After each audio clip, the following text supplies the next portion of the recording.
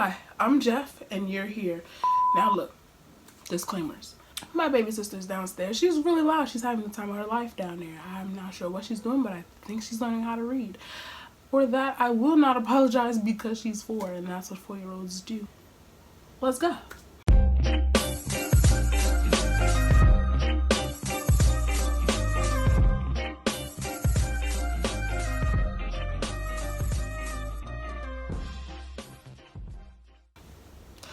Before we get started, Black lives do have and will always matter. There will be links in the description for you to check out. And as always, it is our responsibility to protect Black women every single day.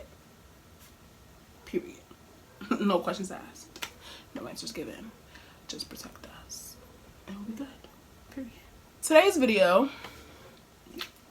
Today we're going to be talking about 5 tropes that I hate. But hate as in, if it pops up, I might be a little upset.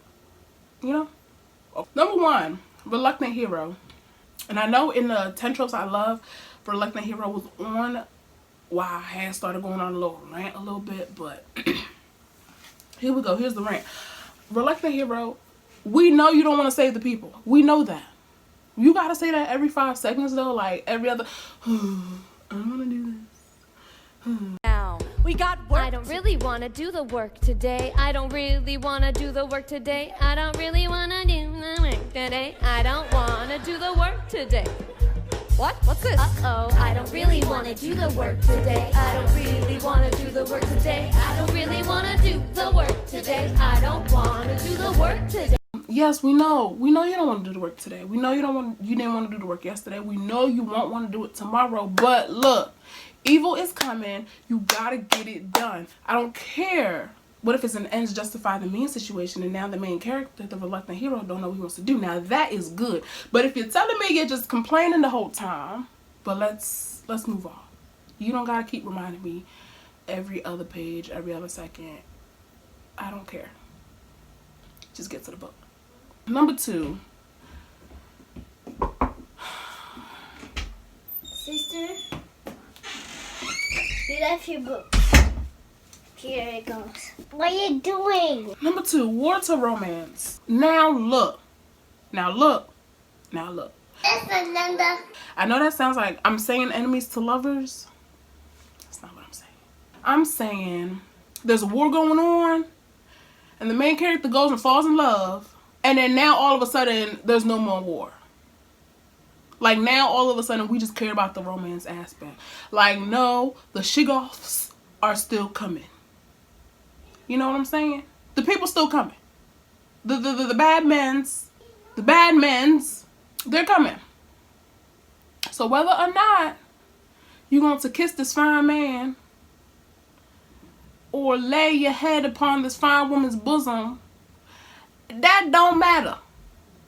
Stick to the war. Now, a book that I was upset when this trope popped up, but I actually really appreciated it, was The Grace Year. This was one of the 4 books that I read in September. There is no September wrap up because I was just so ashamed with the fact that I only read 4 books that I was just like, you know what? I don't even want to talk about it. But this book, Tierney ends up falling in love with one of the poachers. And at first I was like, okay, whatever, now we still not fighting. Now the women's are done rebelling because you done fell in love and you want to tell everybody that not all men's are the same. You know, all men's are the same. Okay, I guess. But that's not what happened here. She still was like, look. If you want to be my lover, you gotta get with my friends. So this was a good book that really contradicted my dislike for war to romance. Is there an actual name for that? Because that's what I've been calling it, and I'm not sure that that's right. Next we have friends to lovers, not friends to enemies to lovers. Not enemies to lovers, not nothing where people were enemies before they became lovers. I'm talking about straight just friends to lovers. Like with no angst, no drama, no nothing. Y'all was friends. Y'all grew up. Y'all might have split up in the process. Then y'all came back together. Y'all was still friends. And now y'all become lovers. I don't like that because that's just real smooth. That, you know, I like my skip it to be a little crunch it. Snack bar. First you take the skippy and you spread it. Then you take granola and you crunch it. You know what I'm saying? I don't want no fluff. I want there to be conflict. I want there to be a resolution. Ain't no conflict or resolution if y'all was friends and now y'all dating and now y'all all married and happy and stuff. Like, what is that? Oh my God, what is that? Oh my God, what is that? Next we have bad boy with a troubled past. Why he can't just be bad just to be bad? Fun to do bad things, but I wanted to do hood rat stuff with my friend. Why he can't just be bad? You know what I'm saying? Why can't he just like to do bad things with his friends? I don't see why he was raised in an abusive household just because he wanted to steal a carton of cigarettes. I don't care that his daddy went to buy milk and hasn't been home for 18 years. Like, you know, why can't he just be Carlton Banks with a father who's a lawyer and a mother who's a lawyer? No, a father who's a judge and a mother who's a... I think she did something important. Wasn't she a lawyer? He just be Carlton Banks, you know, prestigious school, working parents, siblings who doing the thing, even though Hillary's a little... Why he can't just be bad because he wanted to be bad? Next, a female character who can do no wrong. What Kayla call it? Mary Sue or Gary Stew? I don't know, girl. That's what she said. If you have an issue with it, take it up with her, not me. I'm just a messenger. I just report the news. I don't make it. Yeah, so like the character who could do no wrong. Everything he does is right, even if it's bad, even if he's breaking a few rules.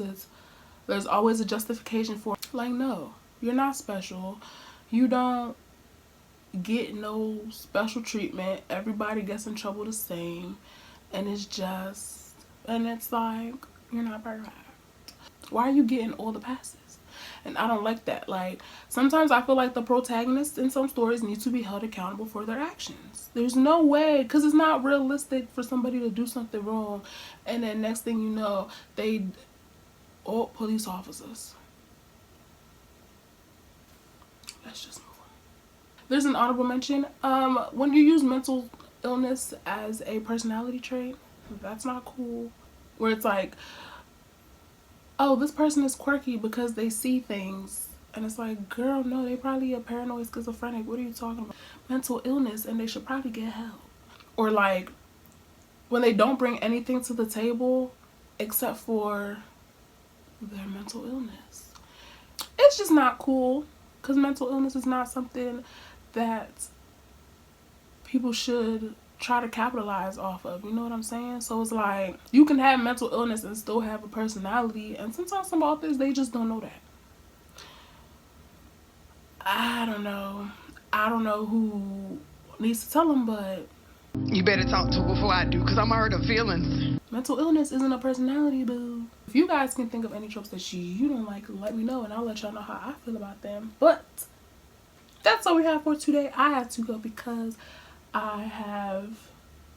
What time is it? Oh my gosh, it's 4 o'clock and I'm not even on part 2 of Lovecraft Country. So I gotta go because I have more books to read, but I will see you seeing me in the next one. Bye.